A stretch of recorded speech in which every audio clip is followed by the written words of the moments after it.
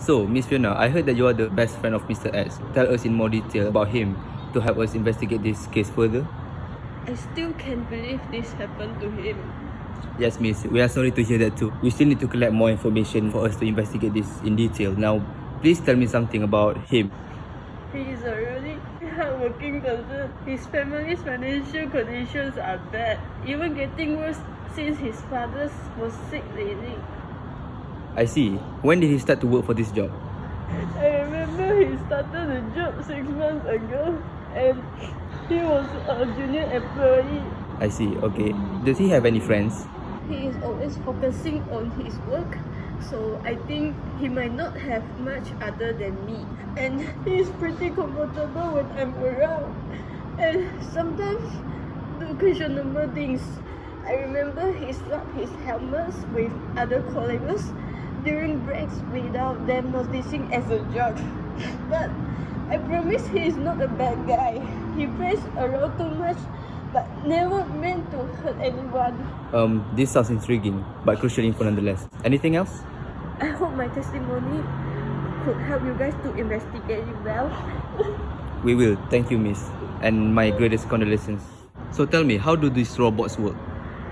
When someone opens the gates, it automatically cuts off the power to the robots. How often does these robots break down? This version is a bit cheaper, so they malfunction easier. Their reliability rate is about 70%, give or take. Are they aware of that?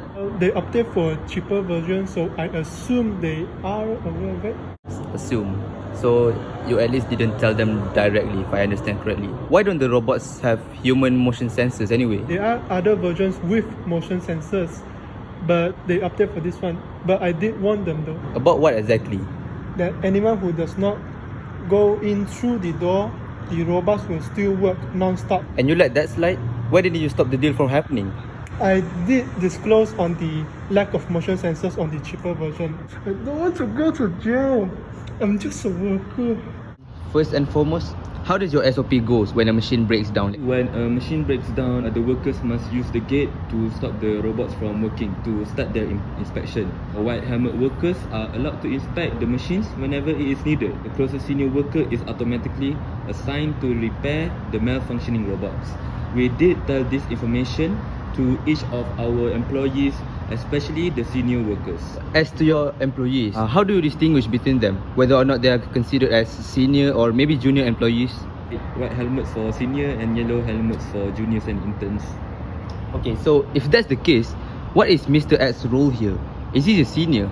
Is he supposed to repair the robot? And why didn't he follow the SOP? Mr. X was closest to the broken machine. He was seen wearing a white helmet on the CCTV since he is a senior worker. So he was supposed to repair the machine. As to why he didn't follow the SOP, I'm not so sure about that.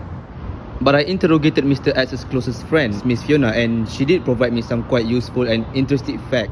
Mr. X is without a doubt a junior employee, and the reason he was seen wearing a white helmet during work was because he occasionally does dubious acts, at least according to Miss Fiona. In this case, he swapped his helmets with his other colleagues during break, where supposedly close to none people were present to govern his actions during that time. We do have a surveillance camera all around the factory. Did you talk to the person who's in charge of that? Yes, I interrogated him as well. Where were you when the crime scene happened? I was having my break. No one was there at the camera. You can't be the only one working there as a surveillant. Where are the other workers when you were on your break? They took an early leave. Alright then, I got what I needed here. Thank you very much.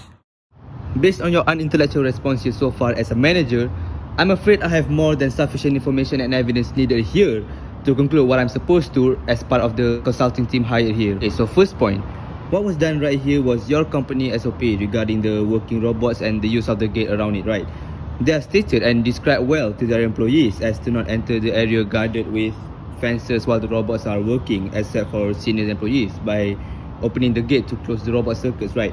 And also CCTVs are installed in your company to monitor the particular area, so that's a given. The robot company also did the right thing, telling you about the absence of motion sensors in the cheaper versions of their robots before handing them to you. Second point, what was done wrong here? I'll start with you as a company. Firstly, you should have known yourself that Mr. X here was a junior employee and not just judging and assuming based on their helmets right away. And for that reason, you should at least assign experienced employee to Mr. S for supervision. Secondly, it is true that CCTVs are installed for monitoring in your company since incidents might occur, right? But here the surveillance were not even monitoring what they're supposed to as a worker. Secondly, the robot company. They also did one wrong thing where they assumed that you know about the cheaper version of their robots having only 70% reliability, and malfunctioning might occur from time to time. Thirdly, Mr. X is also wrong here to swap his helmets with others for fun and for no reason at all, right? On to the third point, important information that was not included. What's crucial here is that Mr. X was actually a junior employee based on his friend Miss Fiona, and his playful personality as a person. All this led to a snowball effect that caused this very tragedy here. So fourth point is the degree of blame that I will assign to each, your company, the robots company, and Mr. X. 70% of the blame is on you and your company based on all aforementioned information, as it shows utterly your lack of competence as a manager, from being oblivious to most of the situations related to even your employees, and even neglecting your role as a manager completely. 20% of the blame here would go to Mr. S, as he shouldn't have swapped his helmets and others for fun, right? Remaining 10% of the blame would fall to the robots company for not making sure that you, as their user or client, actually knows about the reliability percentage of the robots and not explaining in details of the good and bads when choosing the cheaper option. Last but not least, changes that should be made here accordingly to avoid any unwanted similar tragedies. You should pay more attention to your employees as a whole and workstation ergonomics. Give training to each worker about emergency procedures, especially regarding the SOP related to the robots.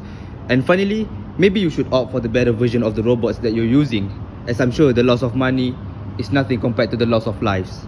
But I don't know, maybe you are a Pluto maniac after all. That's all from me.